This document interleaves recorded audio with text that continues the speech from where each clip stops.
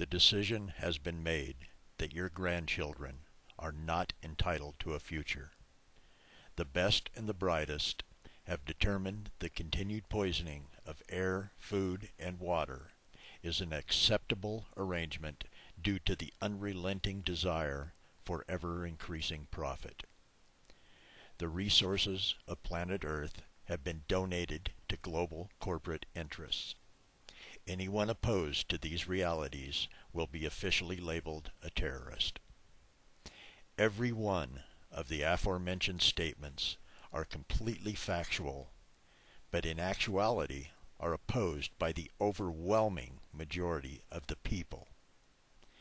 If you were to conduct a poll of the 6+ billion people of planet Earth, over 99% would profess their desire for peace, but wars of conquest for power and resource are the rule, not the exception. The world as we see it exists for the powerful, not the people, which is in direct opposition to our aggregate will as a species. All the media whore shills in the world cannot change that simple fact. How did we descend to such dismal depths? How could the prospects for our children and grandchildren be fraught with such peril? The causes and perpetrators are many, but the institutional power structures propelling this doomsday machine are well known. In America, we place our collective fates in the hands of elected officials, our voice. Every election cycle, we are bombarded with optimistic visions of hope, only to be crushed again and again by the machinery of corporate profit. At this time in the evolution of so-called civilization, it is not conspiracy theory to plainly state our government has devolved into nothing but an ominous corporate shadow cast upon an unwitting population. The undeniable, scientifically validated fact of global warming and man's influence upon it was attacked by a well-financed, highly coordinated public relations effort which accomplished in less than a decade to convince 2/3 of the American people to view scientific reality with skepticism. One example arose when a legislative idea was promoted to regulate fossil fuel use and emissions.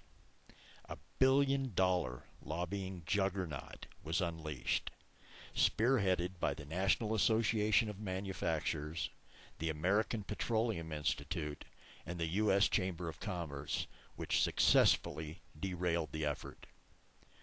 Corporate media was blitzed with articles quoting well-paid quasi-scientists. Public relations firms such as Bonner and Associates issued patently false statements claiming to originate from such minority associations as the NAACP.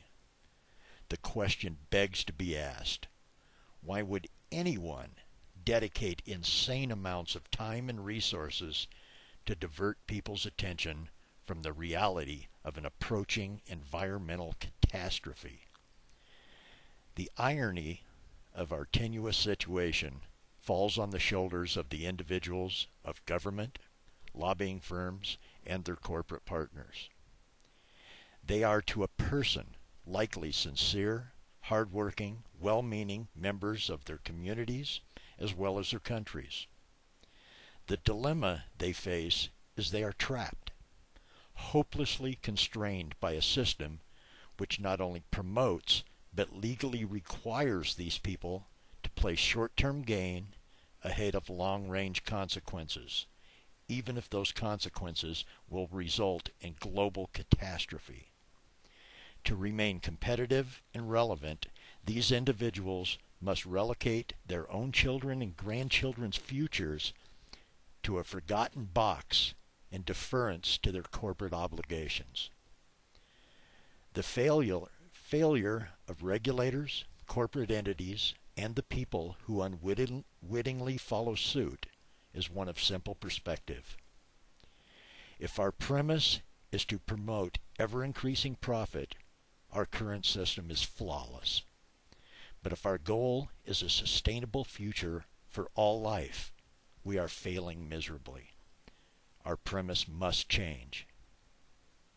Unless governmental leaders and captains of industry are privy to knowledge beyond that available to the masses, planet Earth is our only home.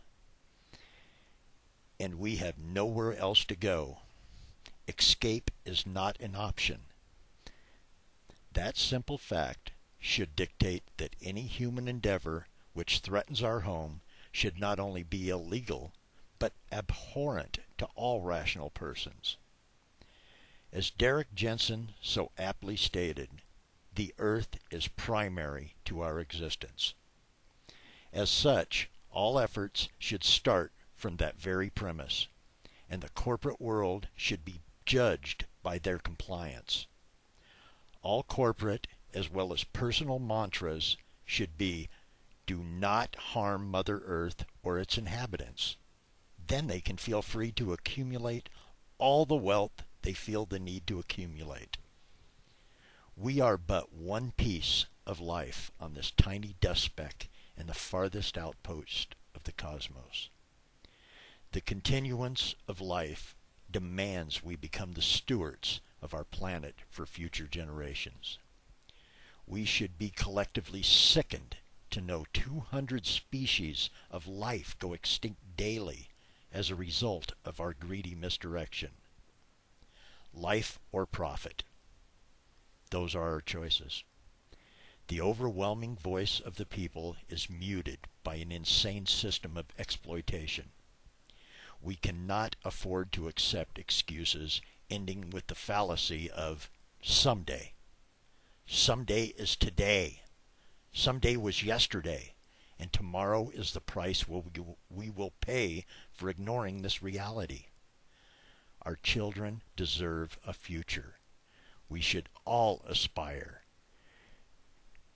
to be the revered ancestors for all future generations. Our current path will result in ignorant darkness.